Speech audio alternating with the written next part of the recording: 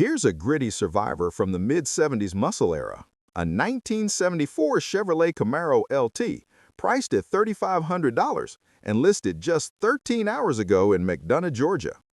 This one shows 76,000 miles, runs and drives well, and still carries its original automatic setup. Finished in a weathered gray exterior with a black interior, this Camaro is the kind of project car you can actually hop into and move under its own power. Yes, it needs bodywork, but that's where the opportunity is. Underneath the rough edges, the bones are solid, the drivetrain is alive, and the price is shockingly low for a real second-gen Camaro. It comes with a bill of sale and registration, making it a straightforward entry point if you've been dreaming about restoring a classic American icon without spending a fortune.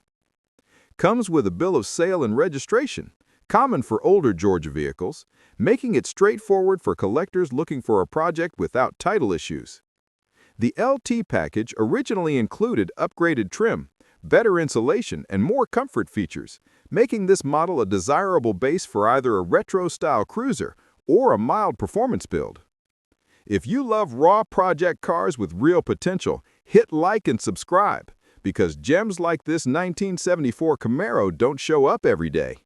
See you in the next find.